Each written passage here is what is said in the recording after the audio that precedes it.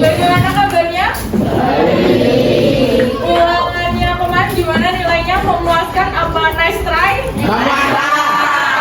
Ya, yang belum lulus KKM sama yang udah lebih giat lagi belajarnya biar nanti UAS nilainya baik semua dari KKM. Untuk hari ini ada yang tidak masuk? Siapa? Clara. Tahu. Nah, pertemuan 2 minggu kemarin sebelum UKB kita udah membahas tentang fakta sosial dan tindakan sosial. Ada yang masih ingat fakta sosial itu apa? Yuk dibuka lagi catatannya.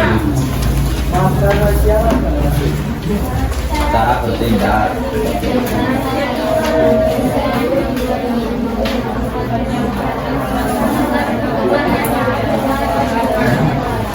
Nah, benar sekali. Fakta sosial itu suatu aturan yang bersifat mengikat, memaksa, sehingga harus dilaksanakan, diikuti, dan ditaati oleh masyarakat. Kalau tindakan sosial, ada yang masih ingat? Yuk, tunjuk jari dia, tunjuk jari, terus baca. Ya, silakan. Tindakan sosial adalah sebuah tindakan yang dilakukan di mana tindakan tersebut didasarkan dari hubungan keberagaman antara individu yang satu dengan individu yang lain. Nah, benar sekali. Jadi tindakan sosial itu tindakan yang dilakukan dengan maksud dan tujuan tertentu. Kemarin tindakan sosial ada berapa? Apa aja?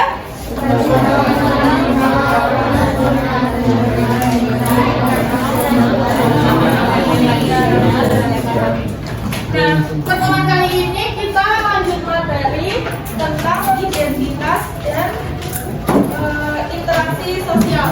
Tapi sebelumnya saya minta HP-nya dikeluarkan dulu. Buka mp.com. Nah, ini ya dikerjakan ya. Yuk, yang lain segera. Dia artis ya. Oh, bener Pak Capan. Kami ibu. Andi. Nah, itu tadi jawaban dari kalian tentang deskripsi identitas ini. Nah, berarti kalian sekarang udah punya gambaran nih tentang identitas ini. Identitas itu apa sih? Nah, ada yang bisa jawab identitas itu apa menurut kalian? Data diri seseorang. Nah, data diri terus apa lagi? Ayo, nggak ada. Jadi identitas sosial itu merupakan ciri-ciri yang melekat pada setiap individu dalam masyarakat. Nah, pada umumnya identitas ini didasarkan pada ciri yang bersifat alamiah, misalkan jenis kelamin laki-laki dan perempuan. Nah, saya ini memiliki identitas sebagai seorang perempuan. Mungkin Niko punya identitas sebagai seorang laki-laki. Seperti itu. Kemudian identitas ini dipahami juga sebagai konsep diri, di mana konsep diri itu merupakan integrasi gambaran diri yang dipandang oleh diri sendiri maupun orang lain tentang apa dan siapa diri kita. Kita lanjut ke interaksi sosial. Nah, interaksi sosial ini merupakan hubungan timbal balik antara individu dengan individu, individu dengan kelompok, dan kelompok dengan kelompok. Contoh hubungan timbal balik antar individu itu misalnya hubungan antara penjual dan pembeli di pasar. Kemudian dokter dan pasien. Yang penting itu individu dan individu. Kalau individu dan kelompok itu contohnya seperti kita saat ini. Saya sebagai individu dan kalian kelas 10D sebagai kelompok. Nah, kalau hubungan timbal balik kelompok dan kelompok itu dapat terjadi ketika kalian melakukan diskusi dan presentasi. Itu ada kelompok yang mempresentasikan hasil, kemudian kelompok yang lain menanggapi atau bertanya, dan itu terjadi hubungan timbal balik antara kelompok. Kemudian, nah, sebuah hubungan itu dapat dikatakan interaksi sosial apabila memenuhi dua syarat. Syarat yang pertama itu kontak sosial. Kontak sosial itu memiliki sifat-sifat sebagai berikut. Yang pertama, kontak sosial dapat bersifat positif dan negatif. Kontak sosial yang bersifat positif itu merupakan hubungan atau kontak sosial yang pengetahuan atau integrasi, contohnya kayak kerjasama, kerja kelompok, itu termasuk kontak sosial positif. Kalau yang negatif itu kebalikannya, kontak sosial yang mengarah pada pertentangan atau perselisihan, contohnya konflik. Kayak yang terjadi itu kemarin, konflik antar apa? Itu bola supporter yang menewaskan beberapa orang itu 100 berapa? Nah itu termasuk kontak sosial yang bersifat negatif. Selanjutnya, kontak sosial itu juga bersifat primer dan sekunder. Kontak sosial primer itu kontak sosial di mana individu-individu yang melakukan hubungan sosial itu bertemu dan bertatap muka secara langsung seperti kita saat ini. Ini contohnya kontak sosial primer. Kemudian kalau sekunder itu pihak-pihak yang melakukan hubungan itu tidak bertemu secara langsung atau melalui perantara, bisa melalui telepon, surat, dan lain-lain.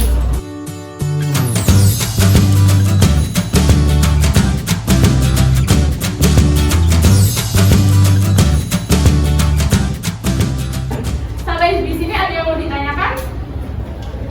Kalau nggak ada, kita bentuk kelompok ya. Kelompoknya dibagi jadi 6.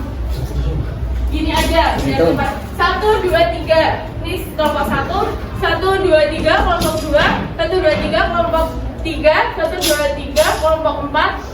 Kemudian 1, ini 2 meja ini sama yang itu, yang belakang. Terus 2 meja ini sama ini, Kafka Niko. Yuk, segera memang kelompok dengan kelompoknya masing-masing.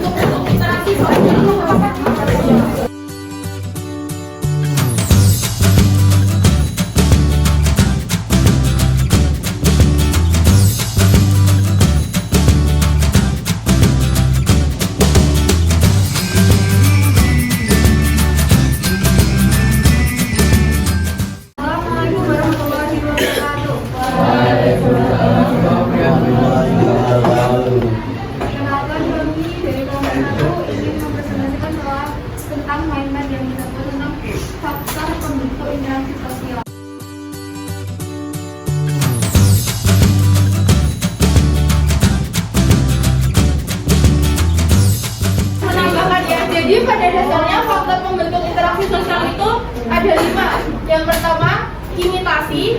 Imitasi itu meniru, tetapi cuma sebagian aspek aja, kayak meniru tingkah laku, cara bicara, atau kebiasaan. Yang kedua itu identifikasi. Kalau identifikasi itu meniru secara keseluruhan dan ingin menjadi sama persis kayak orang itu. Nah, identifikasi itu bisa mengubah kepribadian seseorang karena mereka ingin menjadi sama seperti orang tersebut. Kemudian ada juga sugesti. Sugesti itu berlangsung ketika ada seseorang yang memberi saran atau anjuran dan orang yang diberi saran itu tidak berpikir secara rasional, lalu ia menerima begitu saja dan melakukannya. Itu yang dinamakan sugesti. Terus ada juga simpati dan empati, itu hampir sama. Bedanya kalau simpati itu tuh hanya merasakan, kita merasakan kayak orang yang lain rasakan, kita menempatkan diri kita seperti yang dialami oleh orang lain dan dirasakan oleh orang lain. Sedangkan kalau empati itu kita udah ada aksi atau tindakan. Jadi misal ada bencana alam, kan banyak korban yang berjatuhan, banyak kehilangan harta benda. Kalau simpati itu kita cuma lihat di berita kayak oh kasihan ya gitu, jadi cuma merasa. Tapi kalau empati itu udah ada aksi diri kita ikut bansos, bantuan sosial, terus terjun mencari korban atau membantu kayak gitu. Kalau dipahami ya? Ya. Kalau udah bisa ditutup. Oke. Baik, sekian dari kami. Jika ada kesalahan, saya mohon maaf. Kami mohon maaf. Wassalamualaikum warahmatullahi wabarakatuh. Nah itu tadi presentasi dari teman kalian, perwakilan ya dari teman kalian. Selanjutnya ada yang bisa membantu saya menyimpulkan kegiatan pembelajaran kayak ini. Kita belajar tentang apa? Oke. Kesimpulan pembelajarannya adalah jadi kita sudah belajar tentang identitas dan interaksi sosial. Identitas adalah ciri yang ada di setiap manusia, sedangkan interaksi hubungan seperti baik berupa aksi saling mempengaruhi antar individu dengan kelompok dan antar kelompok. Oke, itu tadi yang udah kita pelajari. Tambahannya tadi ada faktor pembentuk. Itu apa saja tadi? Simpati, empati, imitasi, sugesti, dan identifikasi ya benar sekali. Nah selanjutnya itu saya juga sudah mengirim BA sebagai bahan ajar, bahan belajar kalian di rumah. Kemudian di Google Classroom juga sudah saya kirimkan link kuisis, bisa dicek di Google Classroom. Nah, untuk pengerjaan tugasnya nanti paling lambat hari ini sebelum jam 12 malam. Ya. Itu ya, kerjaan kalian nanti kalau udah mulai jam 12 malam udah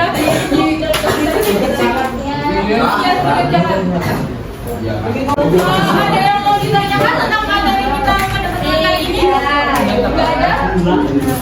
Waktunya juga sudah habis. Saya tutup pembelajaran pada siang hari